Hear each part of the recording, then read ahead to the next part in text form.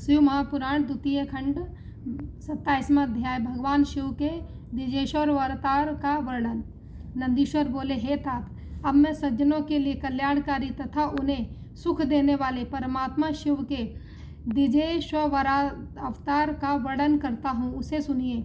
हे तात, मैंने पहले जिस नृपश्रेष्ठ भद्रायु का वर्णन किया था और जिन पर शिवजी ने ऋषभ रूप धारण कर अनुग्रह किया था, उन्हीं के धर्म की परीक्षा लेने के लिए वे पुनः द्विजेश्वर स्वरूप से प्रकट हुए थे, उसी वृत्तांत को मैं कह रहा हूँ। हे तात, उन प्रभु विष्णु राजा भद्रायु ने ऋषभ के प्रभाव से संग्राम में समस्त शत्रुओं को जीतकर राज्य सिंहासन प्राप्त किया। हे ब्राह्मण, राजा चंद्रागद की सीमंतनी नामक पत्नी से उत्पन्न सुंदरी पुत्री तथा परम साध्वी कीर्तमालिनी उनकी पत्नी हुई। हे मुनि, किसी समय भद्रायु ने वसंत काल में अपनी पत्नी के साथ वन विहार करने के घने वन में प्रवेश किया। इसके बाद वे राजा उस समय सुरमय वन में शरणागतों का पालन करने वाली अपनी प्रिया के साथ विहार करने लगे।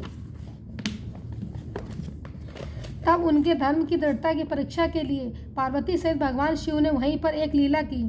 शिवजी और पार्वती जी द्विज दंपति बनकर तथा अपनी लीला से एक मायामय व्याघ्र को बनाकर उस वन में प्रकट हुए।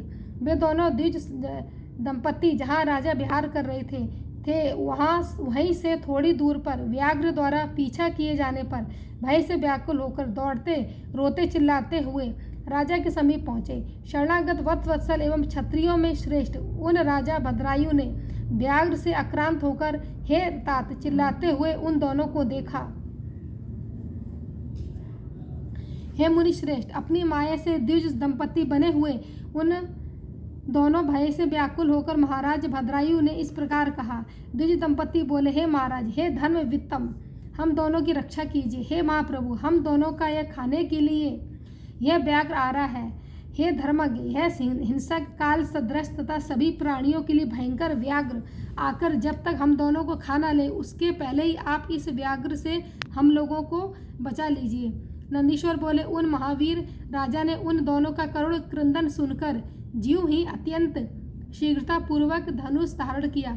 इतने में ही अति मायावी उस व्याघ्र ने बड़ी शीघ्रता के साथ पहुंचकर उस द्विज श्रेष्ठ की स्त्री को पकड़ लिया और हे नाथ, हा कांत, हा शंभो, हे जगत गुरु, इस प्रकार कहकर रोती हुई उस स्त्री को भयंकर व्याघ्र ने ग्रास बना लिया। तब तक राजा अपने तीक्ष्ण भालों से व्याघ्र पर प्रहार किया, किंतु उसे उन भालों से किसी प्रकार की व्यथा नहीं हुई। जैसे वृष्टि धाराओं से पर्वतराज पर कोई प्रभाव नहीं पड़ता, राजा के द्वारा यथेच्छ आघात किए जाने पर भी व्यथा रहित एवं महाबलवान व्याघ्र बलपूर्वक उस स्त्री को लेकर बड़ी शीघ्रता के साथ वहां से भाग गया। इस प्रकार बाघ के द्वारा अपहृत अपनी पत्नी को देखकर ब्राह्मण अत्यंत विस्मित हो गया और लौकिकी गति का आश्रय लेकर बारंबार रोने लगा। फिर देर तक रोने के बाद अभिमान नष्ट करने वाले तथा माया से विप्र रूप धारण करने वाले उन परमेश्वर ने राजा भद्रायु से कहा। द्विजेश्वर बोले, हे राजन, तुम्हारे महान अस्त्र कहाँ है? रक्षा करने वाला तुम्हारा महान धनुष कहाँ है? और 12,000 हाथियों का बल कहाँ है? तुम्हारे शंख तथा खड़ग से क्या लाभ? तुम्हारी समंत्रक अस्त्र विद्या से क्या लाभ? तुम्हारे सत्य से क्या लाभ? और तुम्हारे महान अस्त्रों के उत्कृष्ट और अतिशय प्रभाव से क्या लाभ? अन्य जो कुछ भी तुम में है वह सब निष्फल हो गया, क्योंकि तुम वन में के रहने वाले जंतुओं के आक्रमण को भी रोकने में सक्षम न हो सके। प्रजाजनों को छीड़ होने से बचाना क्षत्रिय का परम धर्म है। उस कुल धर्म के नष्ट हो जाने पर तुम्हारे जीवन रहने से क्या लाभ? धर्मज्ञ राजा अपने प्राणों तथा धन से अपने शरण में आए हुए दीन दुखियों की रक्षा करते हैं। यदि वे ऐसा नहीं करते तो मृतक के समान है। पीड़ितों की रक्षा करने में असमर्थ राजाओं के लिए जीवित रहने की अपेक्षा मर जाना ही श्रेष्ठकर है।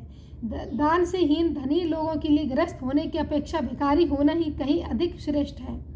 अनाथ दीन एवं आर्त जनों की रक्षा करने में जो अक्षम है, उनके लिए विष खाना या अग्नि में प्रवेश कर जाना ही कहीं अच्छा है, ऐसा बुद्धिमान लोग कहते हैं। नंदीश्वर बोले, इस प्रकार उस ब्राह्मण का विलाप तथा उसके मुख से अपने पराक्रम की निंदा सुनकर राजा भद्रायु शोक संतप्त हो गए। अपने मन में इस प्रकार विचार करने लगे, अहो, आज भाग्य के उलट फेर से मेरा पराक्रम नष्ट हो गया। आज मेरी कीर्ति नष्ट हो गई। मुझे भयंकर पाप का भागी होना पड़ा।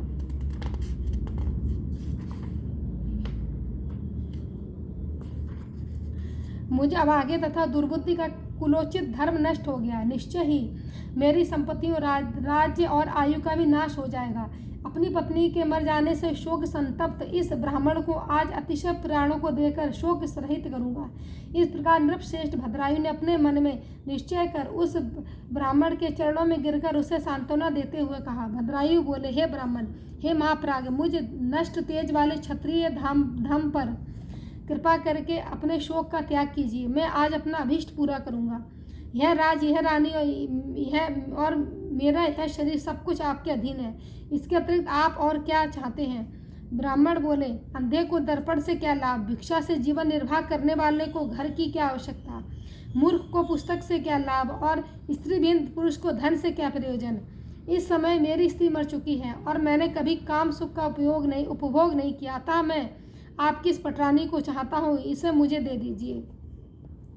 भद्रायु बोले, पूरी पृथ्वी के धन का राज, हाथी घोड़े तथा अपने शरीर का विधाता जो हुआ जा सकता है, किंतु अपनी स्त्री का दान करने वाला तो कहीं भी नहीं होता। दूसरे की स्त्री के साथ समागम करने से जो पाप अर्जित किया जाता है, उसे सैकड़ों प्रायश्चितों से भी दूर नहीं किया जा सकता। ब्राह्मण बोले, मुझे घोर ब्रह्म हत्या तथा मद पीने का महापाप ही क्यों न लगे, मैं उसे तपस्या से नष्ट कर दूंगा। फिर पर स्त्री गमन कितना बड़ा पाप है। अतः आप मुझे अपनी यह स्त्री प्रदान कीजिए, मैं दूसरा कुछ नहीं चाहता, अन्यथा भय भीतों की रक्षा करने में असमर्थ होने के कारण आपको निश्चित रूप से नरक की प्राप्ति होगी। नंदीश्वर बोले, ब्राह्मण की इस बात से भयभीत राजा विचार करने लगे कि भयभीत की रक्षा न कर सकना महान पाप है, उसकी अपेक्षा स्त्री दे देना ही श्रेष्ठकर है। अतः श्रेष्ठ ब्राह्मण को अपनी स्त्री प्रदान कर पाप से मुक्त हो शीघ्र ही अग्नि में प्रवेश कर जाऊंगा। ऐसा करने से मेरी कीर्ति भी बढ़ेगी। मन में ऐसा विचार कर राजा ने अग्नि प्रज्वलित करके उस ब्राह्मण को बुलाकर जल लेकर संकल्प के साथ अपनी पत्नी का दान कर दिया। इसके बाद स्वयं स्नान करके पवित्र हो देवेश्वरों को प्रणाम कर उस अग्नि की 3 बार प्रदक्षिणा करके समाहित चित्त हो उन्होंने शिवजी का ध्यान किया। तदंतर द्विजेश्वर ने साक्षात शिव रूप में प्रकट होकर अपने चरणों में मन लगाकर अग्नि में गिरने को उद्यत हुए उन राजा को रोक दिया। 5 मुख वाले, 3 नेत्रों वाले, पिनाक की मस्तक पर चंद्रकला धारण करने वाले, लंबी एवं पीली पीली जटाओं से युक्त, मध्यकालीन करोड़ों सूर्य की भांति तेज वाले, मृणाल के समान शुभ्र वर्ण वाले, गज्र चम्र धारण किए हुए, गंगा की तरंगों से सिंचित शिरा प्रदेश वाले, कंठ में नागेंद्र हार रूप आभूषण धारण करने वाले, मुकुट, करधनी, बाजूबंद तथा कंकड़ धारण करने से उज्ज्वल प्रतीत होने वाले, त्रिशूल, खड़गवाग, कुठार, चर्म मृग, अभय मुद्रा तथा पिनाक नामक धनुष से युक्त 8 हाथों वाले, बैल पर बैठे हुए और कंठ में विष की कालिमा से सुशोभित उन शिवजी को राजा ने अपने सामने प्रकट हुआ देखा। तब आकाशमंडल से शीघ्र ही दिव्य पुष्प वृष्टि होने लगी, देवताओं की दुंदुभियां बजने लगी और अप्सराएं नाचने तथा गाने लगी। ब्रह्मा, विष्णु, इंद्रादि देवता, नारदादि महर्षि तथा अन्य मुनि गण भी स्तुति करते हुए वहां आ पहुंचे। उस समय भक्ति से विनम्र हो हाथ जोड़े राजा के देखते देखते ही भक्ति को बढ़ाने वाला महान उत्सव होने लगा। भगवान सदाशिव के दर्शन मात्र से राजा अंतःकरण प्रसन्नता से खिल उठा। अश्रुपात से सारा शरीर आर्द्र हो गया, यानी कि गीला हो गया, शरीर रोमांचित हो गया। तब वे हाथ जोड़े गदगद वाणी से शिवजी की स्तुति करने लगे। इसके बाद राजा के द्वारा स्तुति किए जाने पर पार्वती के साथ प्रसन्न हुए दयानिधि भगवान महेश्वर ने उनसे कहा, हे राजन, मैं आपकी भक्ति से अत्यंत प्रसन्न हो गया हूँ और आपके धर्म पालन से तो और भी प्रसन्न हुआ हूँ। अब आप अपनी पत्नी सहित वर मांगिए, मैं उसे दूंगा, इसमें संशय नहीं। मैं आपके भक्तिभाव की परीक्षा के लिए ब्राह्मण वेश धारण करके आया था और व्याघ्र से ने जिसे पकड़ लिया था वे साक्षात देवी पार्वती थी। तुम्हारे बाणों से आहत न होने वाला जो व्याघ्र था वह माया से बनाया गया था और मैंने आपके धैर्य की परीक्षा के लिए आपकी स्त्री को मांगा था। नंदीश्वर बोले, प्रभु का यह वचन सुनकर उन्हें प्रणाम कर उनकी स्तुति करके विनम्र होकर वे राजा भद्रायु स्वयं शिवजी से कहने लगे। भद्रायु बोले, हे नाथ, मेरा एक ही वर है कि जो आप परमेश्वर ने सांसारिक ताप से संतप्त मुझको प्रत्यक्ष दर्शन दिया। हे नाथ, हे प्रभु, फिर भी यदि आप अपनी कृपा से वर देना ही चाहते हैं तो मैं वरदाताओं में श्रेष्ठ आपसे यही वर परम वर मांगता हूँ कि हे महेश्वर, हे नाथ, माता के साथ मेरे पिता वज्रभाऊ तथा स्त्री के सहित मैं आपके चरणों का सदा सेवक बना रहूं। और हे महेशान, जो पद्माकर नामक यह वैश्य है तथा सनक नामक उसका पुत्र है, इन सबको सदा अपना पार्श्ववर्ती बनाए।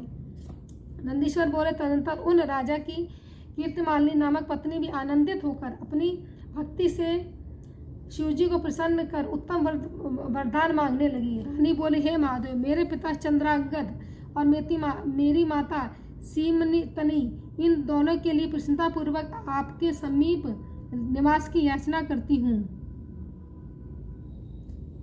नंदीश्वर बोले, भक्त वत्सल पार्वती पति प्रसन्न होकर उन दोनों ने ऐसा ही हो इस प्रकार कहकर उन्हें इच्छित वर देकर क्षण भर में अंतर्ध्यान हो गए। भद्रायु ने भी प्रीति पूर्वक शिवजी की कृपा पाकर कीर्तिमालिनी के साथ अनेक विषयों का भोग किया। इस प्रकार अव्याहत पराक्रम वाले राजा 10,000 वर्ष पर्यंत राज्य पुत्र को राज्य का भार देकर शिवजी की सानिध्य में चले गए और राजश्री चंद्रांगद तथा उनकी रानी सीमनतिनी भक्ति से शिवजी का पूजन कर शिव पद को प्राप्त हुए। हे प्रभु सनत कुमार, इस प्रकार मैंने आपसे शिवजी के श्रेष्ठ द्विजेश्वरावतार का वर्णन किया।